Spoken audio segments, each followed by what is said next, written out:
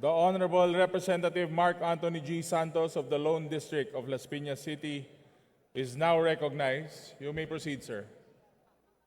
Mr. Speaker, my esteemed colleagues, I rise today not only as the representative of Las Pinas City, but also as a voice for the countless Filipinos who continue to suffer due to the poor and unreliable water services being delivered by private concessionaries like Prime Water Infrastructure Corporation. Prime Water Infrastructure Corporation is a subsidiary of Prime Asset Ventures, both of which were founded and owned by the Villar family. It entered into a joint venture agreements with around 100 local water districts across the country. According to their website, they serve over 1.7 million households and treat more than 500 million liters of water daily. The Local Water Utilities Administration has been attached to the Department of Public Works and Highways since 2011.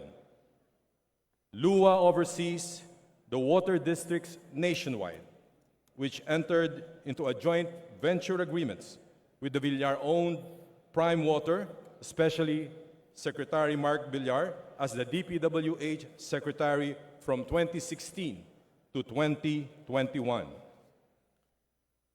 President Ferdinand Marcos Jr. has recently ordered an investigation into Prime Water Infrastructure Corporation. Iginiit ng kanyang Presidential Communications Office Undersecretary at Palace Press Officer na si Attorney Claire Castro na, and I quote, "Ang kakulangan sa serbisyo ay walang puwang sa administrasyon ng Pangulong Marcos." At sa nakaraang State of the Nation Address, binanggit mismo ng Pangulo ang matinding hinaing ng ating mga kababayan tungkol sa palpak na serbisyo ng Prime Water. When the President himself singles out a company in front of both houses of Congress, it becomes a national concern and one we cannot afford to ignore. Mr. Speaker,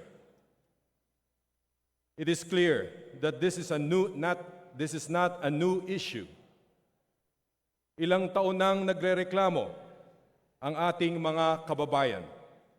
Walang tubig sa gripo. Mahina ang pressure. At kahit may bayad, wala namang serbisyo. Families wake up in the middle of the night just to collect water. Businesses are disrupted. Schools and hospitals are affected. To name a few instances, in Mecawayan, Bulacan, a whopping minimum charge of 355 pesos and 71 centavos for 7 cubic meters applies regardless of usage.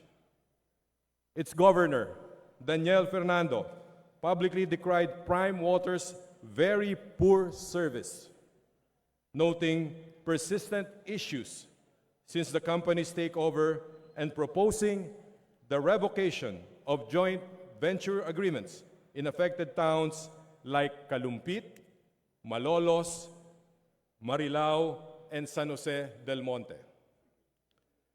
These towns reported yellow, rusty, or foul-smelling water, sometimes with visible particles.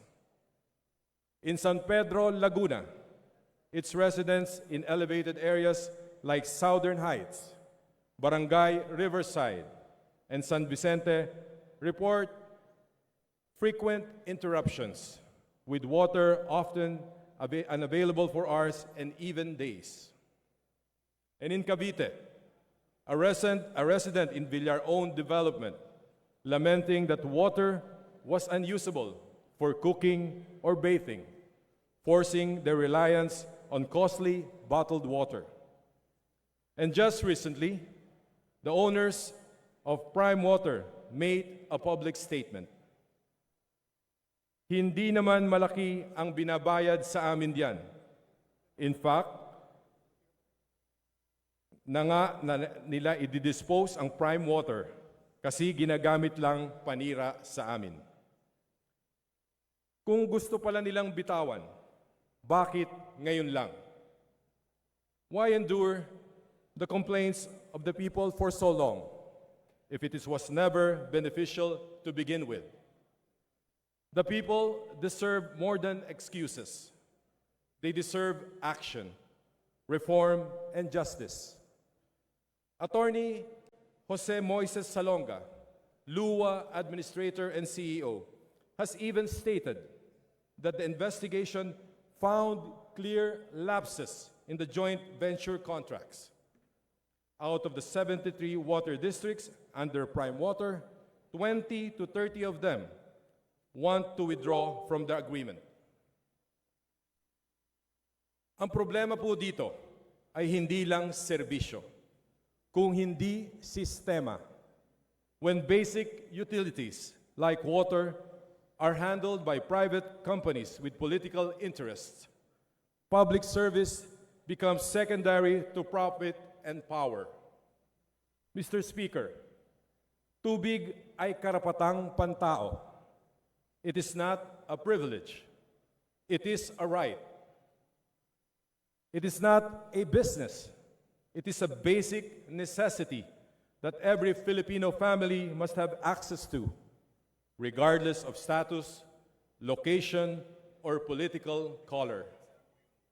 Although the LUA has completed its investigation and submitted recommendations to the President, I respectfully urge this House also to conduct a full-scale congressional inquiry into Prime Water and other similar concessionaries.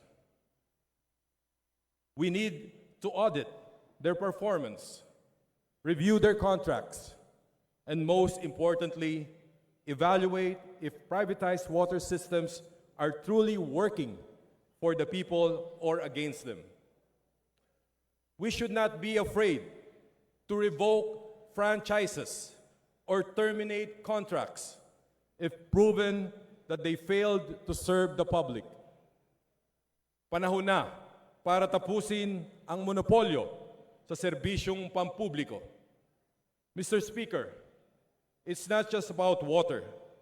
This is about justice. This is about restoring dignity in governance. And this is about putting people first. To my constituents in Las Pinas and to every Filipino who continues to fight for their right to clean and affordable water, I stand with you. Hindi tayo titigil hanggat hindi na ibabalik ang tubig sa taong bayan. Hindi sa negosyo, hindi sa pamilya, kundi sa bayan. Ang tubig ay karapatan, hindi negosyo. A call for accountability and reform the water service privatization. Maraming salamat po at mabuhay ang sambayanang Pilipino.